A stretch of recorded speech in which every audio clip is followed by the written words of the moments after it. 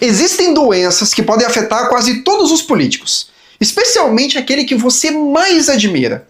E o mais perigoso é que elas não aparecem em exames, não deixam marcas visíveis e muitas vezes são confundidas com virtude, coragem ou até liderança.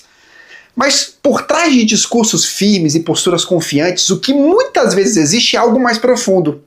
Desequilíbrios psicológicos que distorcem a percepção da realidade, contaminam decisões e silenciosamente destroem grupos inteiros. As doenças são conhecidas como síndrome do Messias, síndrome do impostor, efeito Dunning-Kruger, burnout político, síndrome do herói e até o trauma vicário. E todas elas nascem do mesmo lugar, uma alma desordenada tentando lidar com poder, pressão e validação. A chamada síndrome do Messias surge quando o indivíduo passa a acreditar que é indispensável que apenas ele pode salvar um grupo, uma causa ou até uma nação inteira. Isso geralmente nasce de carências emocionais profundas, baixa autoestima ou necessidade constante de validação, que são compensadas por uma autoimagem inflada de salvador. Em ambientes políticos onde há aplauso, idolatria e pouca crítica real, esse comportamento se intensifica. O líder começa a rejeitar questionamentos, perde a capacidade de escutar e transforma seguidores em dependentes emocionais. O grupo, por sua vez, passa a acreditar que sem aquele indivíduo não há futuro, criando um ciclo de dependência, radicalização e infantilização coletiva. Já a síndrome do impostor opera no extremo oposto, mas com efeitos igualmente perigosos. Aqui o político, mesmo tendo conquistas reais, vive com a sensação constante de fraude, como se a qualquer momento fosse desmascarado. Essa percepção distorcida nasce de inseguranças profundas, ambientes altamente competitivos e necessidade excessiva de aprovação. Como consequência, o indivíduo evita riscos, trabalha em excesso para provar seu valor, desenvolve ansiedade constante e muitas vezes se torna incapaz de exercer liderança com firmeza. Em vez de agir com clareza, ele se retrai, se sabota e se torna refém da própria dúvida. O efeito Dunning-Kruger talvez seja o mais visível e ao mesmo tempo o mais ignorado. Trata-se de um fenômeno em que indivíduos com baixo nível de conhecimento ou competência superestimam suas próprias capacidades.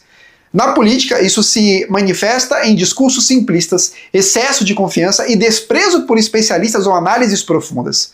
Ambientes que recompensam aplauso fácil, polarização e respostas rápidas favorecem esse tipo de perfil.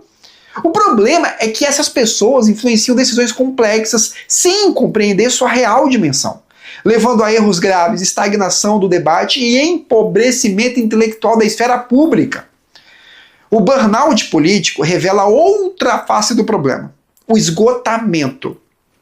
Aqui, o indivíduo não é dominado pelo ego inflado ou pela ignorância, mas pelo excesso de carga emocional, pressão constante e exposição contínua a conflitos. A política, especialmente em contextos intensos, exige mais do que muitos conseguem sustentar internamente.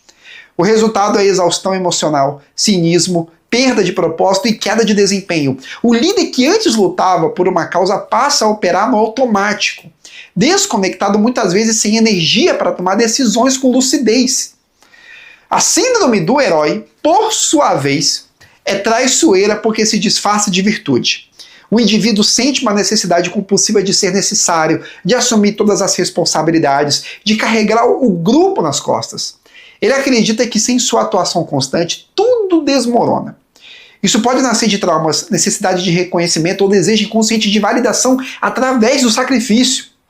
No entanto, ao centralizar decisões e impedir a autonomia dos outros, esse comportamento enfraquece o coletivo, cria dependência e inevitavelmente leva ao colapso emocional do próprio líder.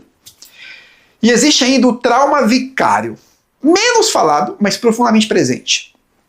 Ele ocorre quando o indivíduo absorve continuamente o sofrimento alheio. Relatos de injustiça, dor, miséria, sem ter estrutura emocional para processar isso. Com o tempo, essa sobrecarga gera ansiedade, insônia, exaustão e uma sensação constante de impotência. Em vez de fortalecer o líder, essa exposição contínua à dor o fragiliza internamente, comprometendo sua clareza e sua capacidade de agir com equilíbrio. Perceba que nenhuma dessas doenças é sobre ideologia. Não é sobre direita ou esquerda, é sobre natureza humana. O poder não cria esses problemas, ele revela. amplifica e muitas vezes recompensa essas distorções. Por isso, a verdadeira crise da política não está apenas nas ideias, mas no caráter de quem as carrega. Enquanto líderes continuarem sendo movidos por ego, medo, carência ou desequilíbrio emocional, nenhuma estrutura será suficiente para sustentar uma sociedade saudável. A solução não está em buscar salvadores, mas em formar consciências. Um líder verdadeiramente forte não precisa ser idolatrado, não teme críticas, não centraliza poder e não se vê como indispensável. Ele compreende seus limites, cultiva humildade e constrói algo que não depende exclusivamente de si, porque, no fim, a política nunca será maior do que a qualidade interior daqueles que a conduzem. E enquanto não curarmos a alma, continuaremos tentando consertar o mundo com ferramentas quebradas.